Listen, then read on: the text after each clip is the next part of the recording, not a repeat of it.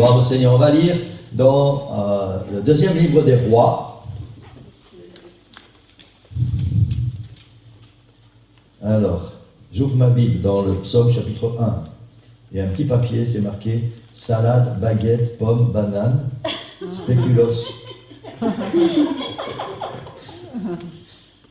Et de l'autre côté, c'est marqué free worship, louange libre. Ah, mais non, c'est certainement un papier que j'avais besoin pour mettre quelque chose dans ma Bible. Et puis de l'autre côté, il y avait les courses qu'on devait aller faire. Ça, c'était pour vous faire sourire un peu. Amen. Deuxième livre des Rois. Donc c'est après Samuel. 1 et 2 Samuel. 2 Rois au chapitre 2.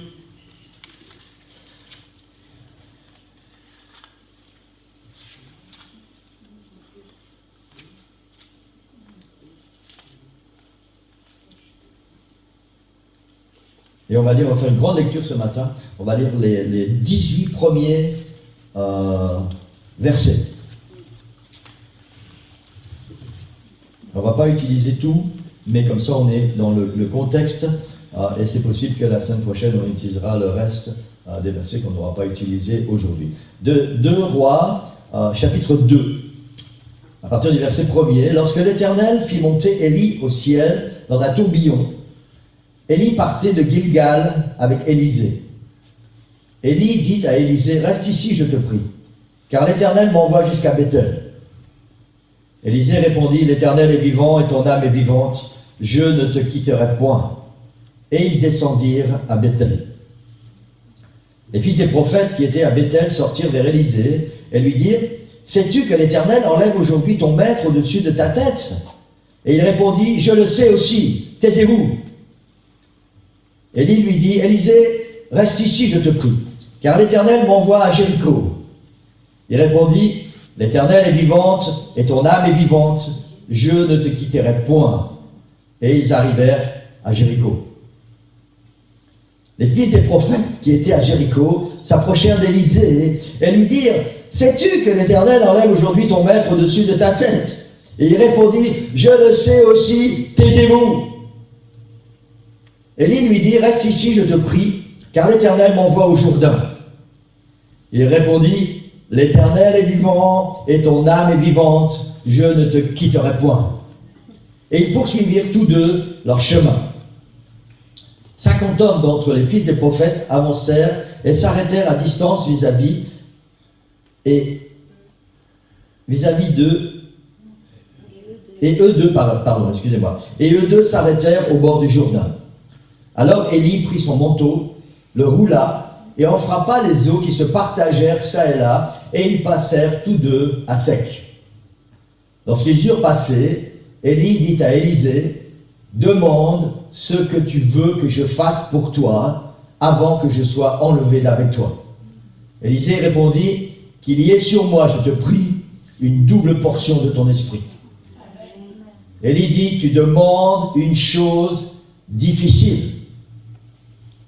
Mais si tu me vois, pendant que je serai enlevé d'avec toi, cela t'arrivera ainsi. Sinon, cela n'arrivera pas. » Comme il continuait à marcher en parlant, voici un char de feu et des chevaux de feu les séparèrent l'un de l'autre, et Élie monta au ciel dans un tourbillon.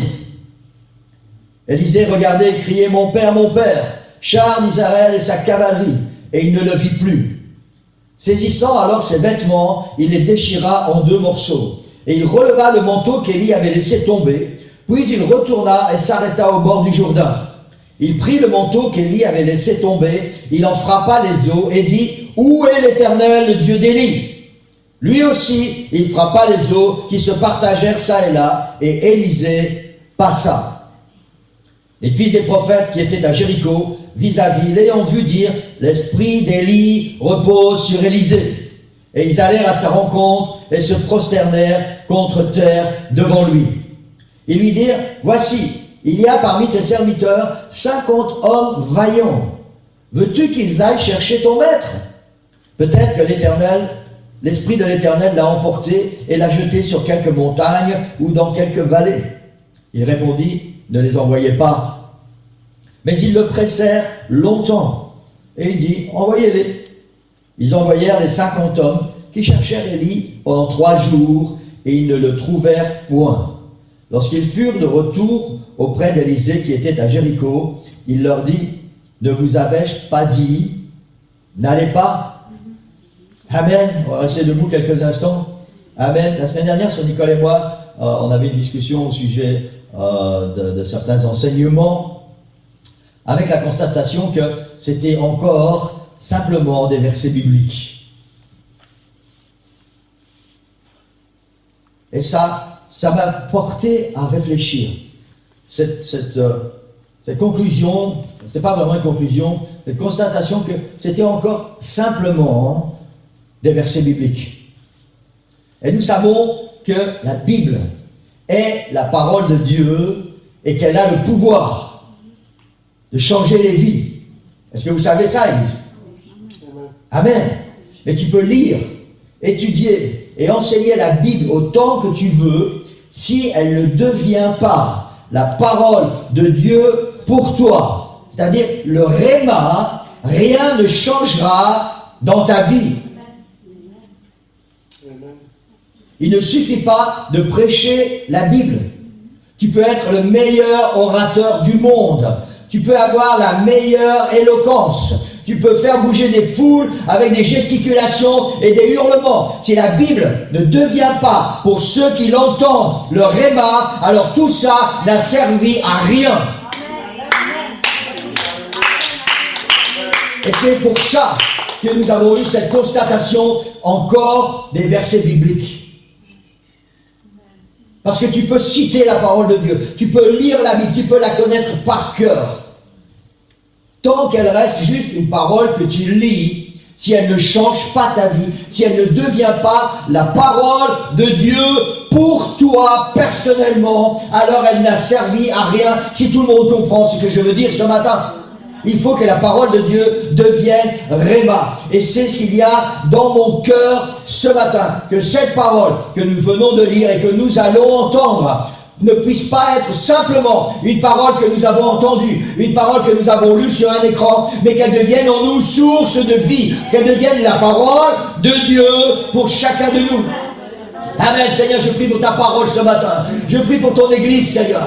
Seigneur, merci pour ta parole. Merci pour ta parole qui est la source de vie. Merci pour ta parole qui est la lumière du monde. Merci pour ta parole qui change les vies et qui change les cœurs. Seigneur, nous voulons ce matin que ta parole, Seigneur, devienne la parole pour chacun de nous, que tu as envoyé d'une manière particulière. Qu'elle puisse devenir notre Réma, Seigneur, ce matin. Qu'elle puisse avoir un impact puissant au fond de chacun de nos cœurs et qu'elle change nos vies. Qu'elle change nos vies. Je prie dans le nom puissant de Jésus. Et l'Église dit Amen. Amen. Gloire au Seigneur. Alléluia. Alléluia. Je vais prendre place. Amen. Amen. Alléluia. Verset 9 et 10. Élie dit à Élisée, demande ce que tu veux que je fasse pour toi, avant que je sois enlevé d'avec toi. Élisée répondit, qu'il y ait sur moi, je te prie, une double portion de ton esprit. C'est le titre de la parole de ce matin. Une double portion de ton esprit.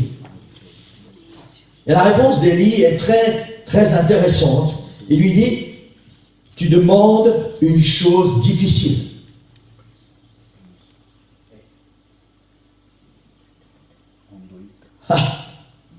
Mais, si tu me vois, pendant que je serai enlevé d'avec toi, cela t'arrivera. Sinon, cela n'arrivera pas. Tu demandes une chose difficile. Mais, si tu me vois, quand je serai enlevé, cela t'arrivera. Amen. Pour comprendre ces deux versets, il faut revenir un peu en arrière et il faut un peu découvrir qui était Élie. Élie apparaît comme ça, d'un seul coup, par enchantement, dans le chapitre 17 du premier livre des rois, au verset 1er. On n'a jamais entendu parler d'Élie avant. Et voici que la Bible dit, 1 Roi, chapitre 17, verset 1er, Élie le Tishbite, l'un des habitants de Galaad, dit à Akab c'était le roi d'Israël, l'Éternel est vivant, le Dieu d'Israël, dont je suis le serviteur. Il n'y aura ces années, ni rosée, ni pluie, sinon à ma parole. On ne sait pas d'où vient Élie, ni qui il est, à part qu'il prétend être le serviteur du Dieu d'Israël. C'est comme ça que Élie fait son entrée dans le monde, j'allais dire, dans le monde biblique. Il arrive devant le roi Akab et prononce une prophétie et disparaît. Le roi Akab, c'était ce roi d'Israël qui était dépravé, qui avait épousé Jézabel. Jézabel qui était une adoratrice païenne et qui avait introduit en Israël l'adoration de tous ces faux dieux et qui avait fait que tout ce peuple était parti maintenant dans la délinquance spirituelle. Et Élie arrive et il dit au roi Akab, l'Éternel est vivant, le Dieu d'Israël dont je suis le serviteur. Il ne donne pas de détails, rien du tout. Il n'y aura ces années-ci ni rosée, ni pluie, sinon à ma parole. Et il s'en va. Le Seigneur dit à Élie, pars d'ici, dirige-toi vers l'Orient, cache-toi près du torrent de Kérit, qui est en face du Jourdain. Tu boiras de l'eau du torrent, et j'ai ordonné au corbeau de te nourrir. Il partit et fit selon la parole de l'Éternel. Il alla s'établir près du torrent de Kérit, qui est en face du Jourdain, et les corbeaux lui apportaient du pain et de la viande le matin, et du pain et de la viande le soir, et Élie buvait l'eau du torrent. Amen. Pour ceux qui sont coutumiers de la parole de Dieu, nous savons qu'Élie était un fervent défenseur du Dieu d'Israël, le seul vrai Dieu. Élie était un fervent défenseur du Dieu d'Israël. Amen. Amen. Dans le premier livre des Rois, chapitre 18, la Bible nous enseigne qu'il va faire rassembler tout ce peuple d'Israël auprès de lui, après 3 ans et demi de sécheresse, 3 ans et demi où il n'y a plus rien à manger, où les animaux meurent et le peuple meurt de soif. Élie va faire rassembler tout le peuple d'Israël au mont Carmel et il va affronter seul 450 prophètes de Baal et 400 prophètes d'Astarté qui mangeaient à la table de la reine Jézabel. Je ne sais pas si nous réalisons bien ce qui est en train de se passer. Élie dit à Élisée, ce que tu demandes est difficile. Je veux une double portion d'esprit qui est sur toi. Élie fait rassembler au mont Carmel le peuple d'Israël parce qu'il y a quelque chose à prouver. Parce que ce peuple ne sait plus qu'il y a en Israël un Dieu qui est leur Dieu, qui est le seul vrai Dieu, qui est celui qui les a conduits là où ils sont maintenant. Et il fait rassembler 850 faux prophètes. Je ne sais pas si nous réalisons que Élie a fait rassembler devant lui les puissances des ténèbres. Tous ces faux prophètes étaient habités par des démons. Et Élie les convoque. Élie va avoir une confrontation directe devant tout ce peuple d'Israël. Il va avoir une confrontation directe avec l'enfer, avec le monde des démons. Et nous connaissons l'histoire, ce n'est pas le but de la prédication de ce matin. Élie va parler à tous ces démons. Et il va leur dire, celui qui va faire descendre le feu du ciel, c'est celui qui est Dieu. Amen. Et tous ces démons, nous connaissons l'histoire, vont faire des incantations, vont faire des danses, ils vont se faire un tas de choses, ils vont se faire des incisions, le sang va couler, et la journée va passer, et il ne se passe rien. Et il se lève. Il dit, maintenant c'est tout, vous avez tout le temps qu'il vous fallait. Et il se lève, et il fait cette prière. Il fait cette prière dans 1 Roi chapitre 18, versets 36-37. Au moment de la présentation de l'offrande, Élie le prophète s'avança et dit, Éternel, Dieu d'Abraham, d'Isaac et d'Israël, que l'on sache aujourd'hui que tu es Dieu en Israël, que je suis ton serviteur et que j'ai fait toutes ces choses par ta parole. Réponds-moi, Éternel, réponds-moi, afin que ce peuple reconnaissent que c'est toi, Éternel, qui est Dieu, et que c'est toi qui ramènes leur cœur. Amen. Si on examine bien cette prière, Élie n'a pas fait rassembler tout le peuple d'Israël et tous ces faux prophètes pour tirer une certaine gloire et dire à ce peuple d'Israël, vous allez voir qui je suis, vous allez voir ce que je suis capable de faire. Le but qu'il y avait dans le cœur d'Élie, qu'il y avait au plus profond de lui, c'était prouver qu'il y a un Dieu en Israël, qu'il est le serviteur de Dieu et que toute la gloire va revenir à ce seul Dieu. Et c'est ce qu'il dit dans sa prière.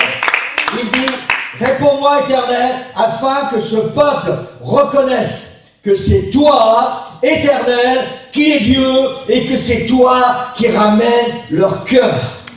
Amen. Amen. Élie est un farouche opposant à la civilisation païenne et idolâtre, introduite en Israël par la reine Jézabel.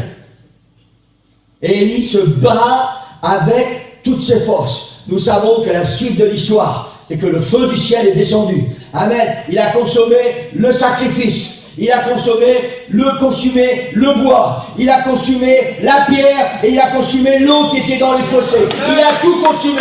Il n'est rien resté. Le feu du ciel est descendu et le peuple a dit, c'est l'Éternel qui est Dieu. C'est l'Éternel qui est Dieu.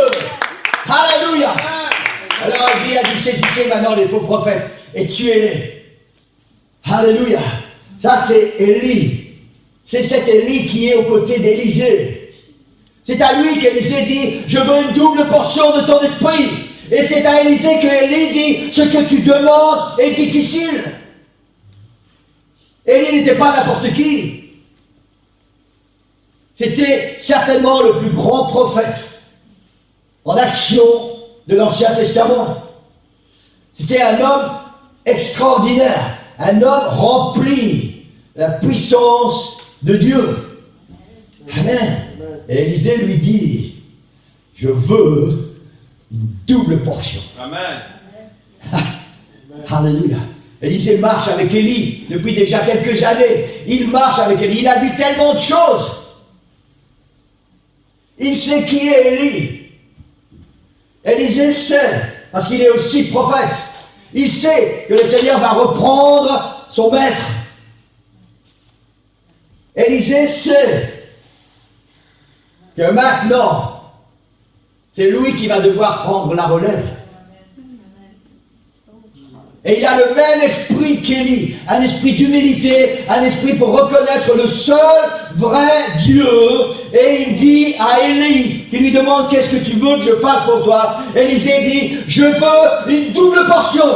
Au cas où j'y arriverai pas, au cas où il y a quelque chose dans ma vie qui n'irait pas bien, je veux une double portion de ton esprit pour pouvoir accomplir ce que le Dieu d'Israël va me demander de faire. Waouh! Alléluia! Alléluia! Alléluia! Gloire au Seigneur! Le nom de Élie signifie Yahvé est mon Dieu. Yahvé est mon Dieu. Amen. Lors de la transfiguration sur la montagne, quand Jésus est monté sur la montagne avec Pierre, Jacques et Jean, lors de la transfiguration, Élie est là, avec Moïse.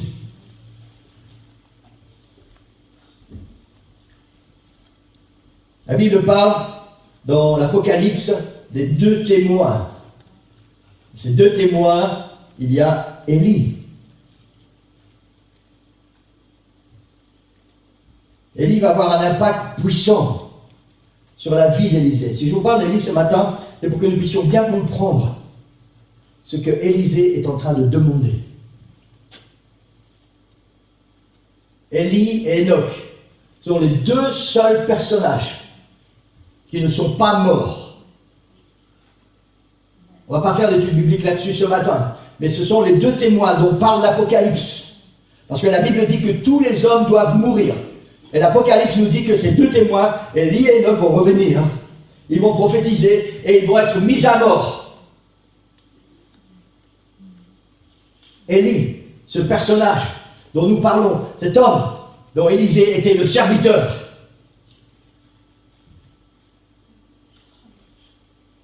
et c'est à ce personnage qu'Élisée dit, je veux une double portion de ton esprit.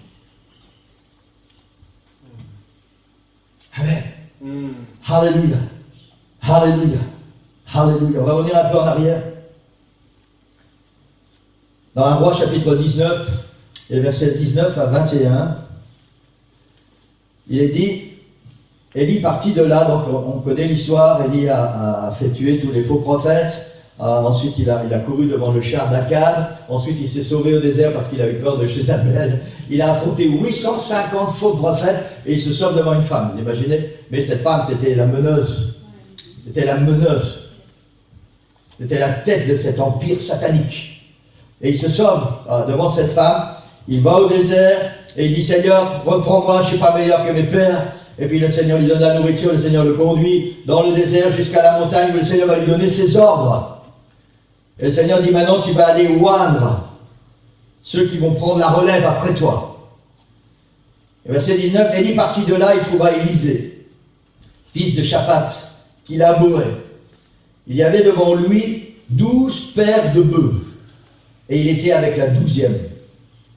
Élie s'approcha de lui, il jeta sur lui son manteau, et Élisée, quittant ses bœufs, courut vers Élie et dit « Laisse-moi embrasser mon père et ma mère, et je te suivrai. » Élie lui répondit « Va et reviens, car pense à ce que je t'ai fait. » Après s'être éloigné, il revint prendre une paire de bœufs qu'il offrit en sacrifice. Avec l'attelage des bœufs, il fit cuire leur chair et la donna à manger au peuple. Puis il se leva, suivit Élie et fut à son service. Avant qu'Élisée ne demande à Élie qu'il y ait sur moi, je te prie, une double portion de ton esprit, il y a cette rencontre particulière. Et c'est important que nous puissions nous arrêter pour bien regarder ce qui s'est passé. Élie, envoyé par Dieu, s'approche d'Élisée. Élisée est dans les champs, il y a 12 paires de bœufs, et il est avec la dernière paire, la 12e paire, et il est en train de labourer les champs. C'est son métier, c'est son patrimoine, c'est ce qui lui appartient. Élie arrive. Il arrive près d'Élisée, il prend son manteau et il jette son manteau sur Élisée. Et si on regarde bien ce qui s'est passé, Élisée ne s'est pas retourné et dire « Mais c'est qui lui? Qu'est-ce qu'il fait? Qu'est-ce que tu veux avec ton manteau ?» Directement, Élisée savait qui était Élie. Tout Israël savait qui était Élie. Puisqu'ils avaient été rassemblés à la montagne du Carmel, là où le feu du ciel était descendu. Tout Israël savait qui était Élie. Élisée savait qui était cet homme qui venait de jeter son manteau sur lui. Et Élisée a compris tout de suite, parce que le manteau représentait l'autorité et la puissance qui venait d'en haut. Et Élie prend son manteau et il jette son manteau sur Élisée. Et Élisée a très bien compris qu'il y a l'appel d'Élie pour qu'il puisse le suivre. Et directement, il dit à Élie, laisse-moi, je te prie, aller dire au revoir à mon père et à ma mère. Il ne pose pas de questions, il ne s'interroge pas, il ne veut pas commencer à argumenter sur ce que sera sa vie. Non, il dit, laisse-moi juste, simplement, je te prie, aller dire au revoir à mon père et à ma mère, et je te suivrai. Il reçoit l'appel de Dieu sur sa vie. Et directement, il dit oui, amen, alléluia. Il offre en sacrifice. Regardez bien ce qu'Élisée a fait. Il offre en sacrifice les bœufs qui sont son outil de travail pour gagner sa vie. Il offre les bœufs en sacrifice. Il fait du feu avec l'attelage de ces bœufs. Il offre ses bœufs en sacrifice. Il donne à manger à tous ces gens qui sont autour de lui. Ensuite, il se lève, la Bible dit, et il suit Élie. Ce qui s'est passé, c'est que Élisée a compris qu'il y a un appel sur sa vie et il va directement tirer un trait sur son passé. Il a détruit lui-même ce qui le reliait avec son passé. Il a offert ses bœufs en sacrifice et il s'est servi de l'attelage pour faire cuire la viande. Il a détruit.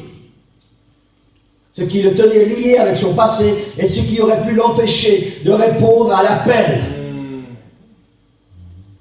Et la Bible dit, il se lève et suit Élie. Amen. Amen. Gloire au Seigneur. Alléluia. Dans le premier texte que nous avons lu, nous voyons qu'Élisée a compris deux choses. Élie va le quitter et c'est lui qui va prendre la relève. Amen. Il y a un réma sur ta vie ce matin. Amen. Il y a une parole de Dieu pour toi particulièrement ce matin.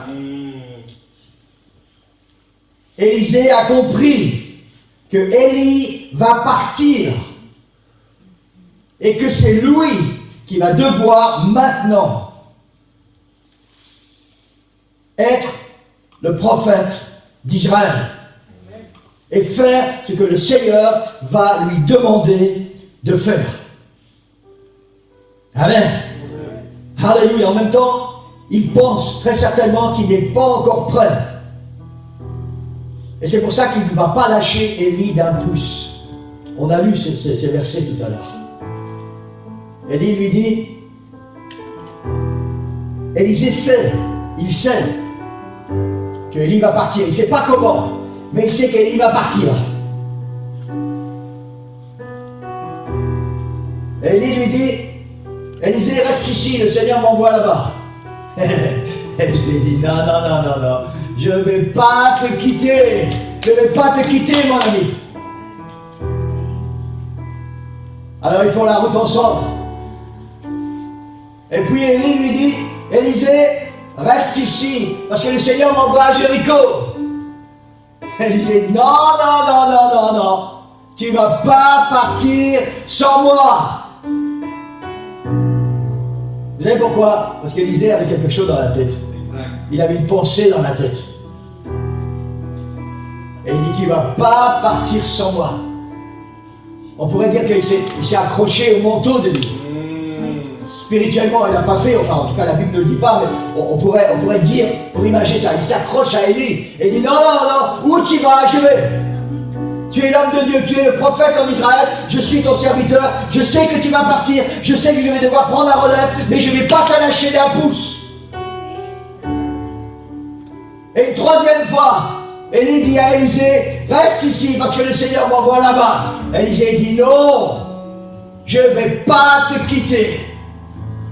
Alors Élie a très bien compris que Élisée est déterminé.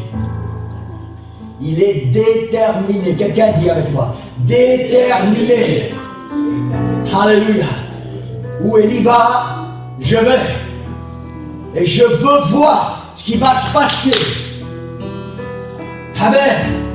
Alléluia. Alléluia. Alléluia.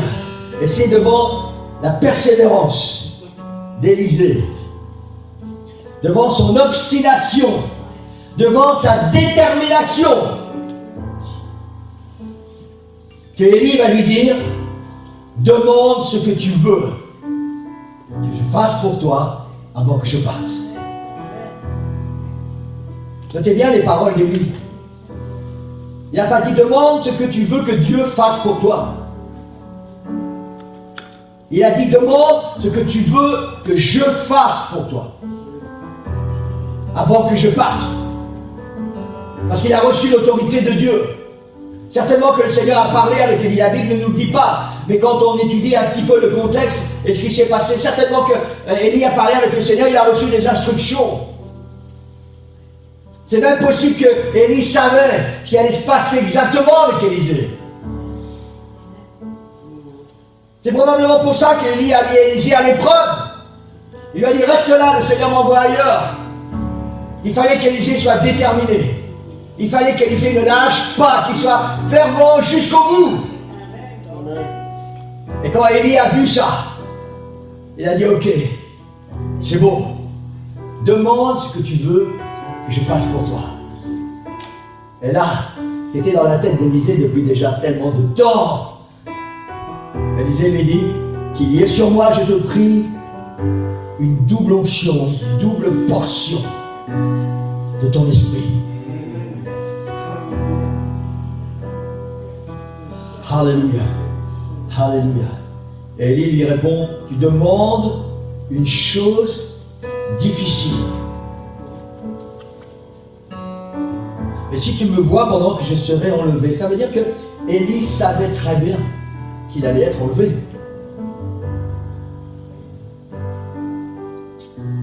Et probablement qu'Élisée aussi. C'est pour ça qu'Élisée ne lâche pas les baskets d'Élie. Parce qu'il veut voir ce moment. Élie lui dit, si tu me vois pendant que je serai enlevé, alors cela arrivera. Et la Bible dit qu'ils ont continué à marcher ensemble. Élisée n'a pas lâché Élie.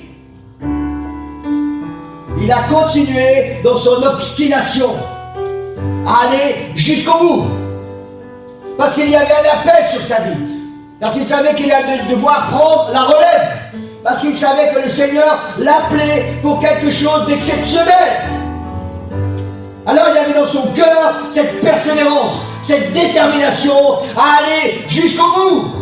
Amen. Élisée aurait très bien pu dire, bon voilà c'est bien, j'ai servi Élie, le grand prophète d'Israël, je l'ai servi pendant pas mal d'années, maintenant il y a d'autres prophètes en Israël, nous savons, parce qu'il y avait tous ces prophètes qui sont venus les rencontrer entre les deux, il y a d'autres prophètes, le Seigneur peut-être va utiliser quelqu'un d'autre. Non, il y avait un appel sur la vie d'Élisée. Il y a un réma sur ta vie ce matin, il y a un appel sur ta vie. Et le Seigneur est en train de tester ta détermination. Le Seigneur est en train de tester ton obstination pour voir si tu vas persévérer jusqu'à la fin. Parce qu'il y a un appel sur ta vie. Il y a quelque chose de spécial que le Seigneur a destiné pour toi. Et Élie dit à Élisée, si tu me vois partir, cela arrivera. Ça veut dire que ton ministère va s'accomplir. Tu vas recevoir cette double portion de l'Esprit et tu vas pouvoir devenir le prophète en Israël. Et Élisée a continué. Alléluia. Ils ont continué de marcher côte à côte. Et la Bible dit que d'un coup, des chevaux de feu et des chars de feu sont venus et ils ont embarqué Élie dans le ciel. Et Élisée était là, et il a vu ça, et la promesse est accomplie. Et il a dit, si tu me vois partir, alors cela arrivera. Et parce qu'Élisée a persévéré, parce qu'il a été constant dans son désir, alors il a vu ça. Il a vu, et la promesse a pu s'accomplir sur sa vie. Et on n'a pas le temps de parler ce matin de ce qui est devenu le prophète Élisée. Mais c'est devenu aussi un grand prophète en Israël. Alléluia. Juste parce qu'il a été constant, il a été persévérant, il a été jusqu'au bout. Alléluia. Il a dit, je ne vais jamais lâcher Élie. Il y a une promesse pour moi. Il y a un appel sur ma vie. Il s'est souvenu quand Élie a jeté son manteau sur lui. Alléluia. Il n'a jamais oublié ce moment. Et il sait très bien que maintenant, cet appel va faire de lui le prophète d'Israël. C'est lui qui va devoir prendre la relève. C'est lui qui va devoir assumer maintenant le rôle de prophète et parler de la part de l'Éternel. C'est lui qui va devoir proclamer la parole de Dieu, qui va devoir devenir ce défenseur du grand Dieu d'Israël, du seul et unique Dieu, ce défenseur de la doctrine du Seigneur Jésus-Christ, de la doctrine que la Bible enseigne. Il y a un appel sur ta vie ce matin. Il y a un réma pour toi aujourd'hui. Il faut que cette parole ne soit plus jamais une parole que tu vas lire. Il faut qu'elle traverse dans ton cœur, dans ton âme, et qu'il se passe quelque chose maintenant. Et c'est ce que le Seigneur veut faire dans chacune de nos vies. Amen. Alléluia. Alléluia. On va se lever, j'ai terminé. Je vais terminer avec ceci, Église. Il y a un appel spécial sur ta vie pour servir le Seigneur. Amen. Alléluia. Tu ne peux pas indéfiniment manger à la table du pasteur et attendre de voir et d'entendre ce que le Seigneur fait au travers de lui. Exact. Tu ne peux pas indéfiniment manger à la table de l'équipe pastorale et attendre de voir et d'entendre ce que le Seigneur fait au travers d'elle. Ta persévérance et ta fidélité seront récompensés. Ta persévérance et ta fidélité seront récompensés et tu recevras l'onction dont tu as besoin pour accomplir ton ministère. Amen. Amen. Est-ce que cette parole parle à quelqu'un ce matin? Est-ce que la parole de Dieu est en train de façonner quelque chose dans votre cœur ce matin? Alléluia. Alléluia. Laissez-moi vous dire que le temps est fini pour vous, Église. Le temps est fini pour vous de venir à l'église et de vous repaître de la nourriture que le pasteur et l'équipe pastorale vous donnent semaine après semaine. Le temps est venu pour vous de vous lever, de savoir qu'il y a un appel sur votre vie, de savoir qu'il y a un appel sur ta vie et que toi aussi maintenant, tu dois te prendre en charge et tu dois accomplir le ministère pour lequel le Seigneur t'a sauvé. Le temps est fini de venir manger la nourriture tout le temps que les autres te donnent. Il est temps que tu apprennes à manger tout seul et il est temps que tu apprennes à nourrir les autres. Amen. Alléluia. Alléluia. Alléluia. Et tu ne peux pas prendre l'excuse. Seigneur, je ne suis pas prêt. Nous avons vécu ça avec Sœur Nicole il y a 25 ans en arrière. Quand le pasteur Tula a dit, voilà, à partir de maintenant, vous n'avez plus à l'église de Bruxelles. C'est fini, maintenant votre église c'est Nivelles. Et c'est vous qui allez prendre en charge le troupeau que Dieu va vous confier. Et on n'avait pas d'excuses. Et de toute façon, le pasteur Tula ne nous aurait jamais accepté. Alléluia. Parce que c'était exactement comme avec Élie. Amen. Le temps était venu. Le temps était venu. Arrêtez de manger toujours à la table du pasteur. Le temps est venu de nous préparer la nourriture, pouvoir nourrir les autres, pouvoir accomplir le travail que le Seigneur nous demande de faire. Et le temps est venu pour toi ce matin. Prends ta vie en main. La persévérance, ton obstination. Peu importe ce qui se passe, peu importe les situations, peu importe les circonstances. Élie a pris les bœufs, il a tué les bœufs. Élisée, il a tué les bœufs. Il a coupé la plage, il a fait un mont de bois. Il a mis les bœufs dessus, il a coupé en morceaux. Il les a cuits et les a offerts. Il a coupé un trait avec son passé, qui était avant, c'était avant. Maintenant, il y a un appel sur ma vie. J'ai reçu le manteau que Dieu m'a donné.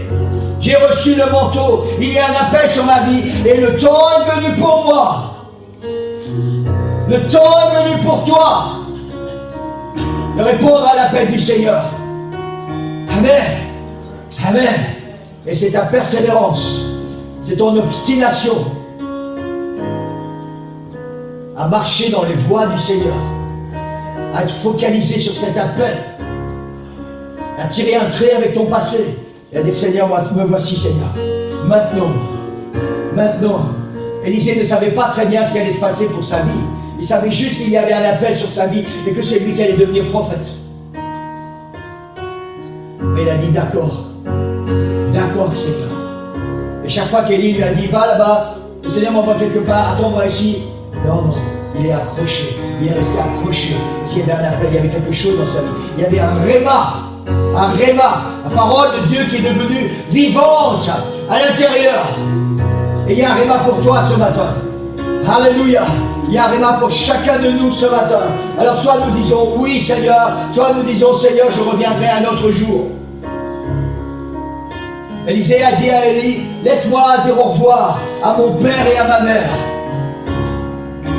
Et Élie lui a dit, va et reviens.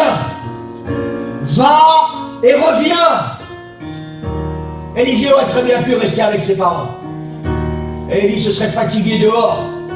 Et au bout d'un moment, Élie serait parti, il aurait dit, bon, tant pis pour lui, il est passé à côté de son appel. Élie lui a dit, va et reviens. Et Élisée est revenu. Mais il a fait plus que revenir. Il a tiré un trait avec son passé. Il a tiré un trait avec son passé. Tu ne peux pas servir le Seigneur. Tu ne peux pas entrer dans ton ministère. Tu ne peux pas faire que la parole de Dieu va devenir un réma dans ta vie et continuer à vivre comme tu vivais avant. Continuer à faire les choses que tu faisais avant. Continuer à pratiquer les choses que tu pratiquais avant. Continuer à avoir les mêmes pensées que tu avais avant. Continuer à avoir les mêmes habitudes, les mêmes attitudes que tu avais avant. Il y a un autel à construire. Et sur cet autel, il y a des bœufs à sacrifier. Il y a ta vie d'avant. Parce qu'il y a un appel sur ta vie. Parce qu'il y a un réma. Quelque chose de puissant pour toi. Alléluia. Et personne ne peut dire mais je ne suis pas capable. Parce que l'appel que Dieu met sur ta vie, il est en conséquence de ce qu'il t'a déjà donné. Il est en rapport de ce que tu as reçu. Et le Seigneur ne va pas te demander de faire des choses que tu n'es pas capable de faire. Ce que tu es est suffisant pour le Seigneur. Et c'est avec ce que tu es qu'il veut travailler. Cet argument ne tient pas ce matin. Je ne suis pas prêt. Je ne sais pas si tu es prêt. Si tu sais, tu as reçu tout ce que tu as besoin pour accomplir le travail que le Seigneur te demande. Élisée n'a pas fait les mêmes choses que Élie a faites. Il est juste entré dans son réma. Il est entré dans son ministère. Il est entré dans les plans de Dieu pour sa vie. Alléluia. L'hôtel est ouvert, l'église. Il est ouvert depuis que la réunion a commencé. Alléluia. Le Seigneur parle à ton cœur ce matin. Ce que j'espère, je me suis préparé pour ça. Vraiment, je me suis préparé pour ça.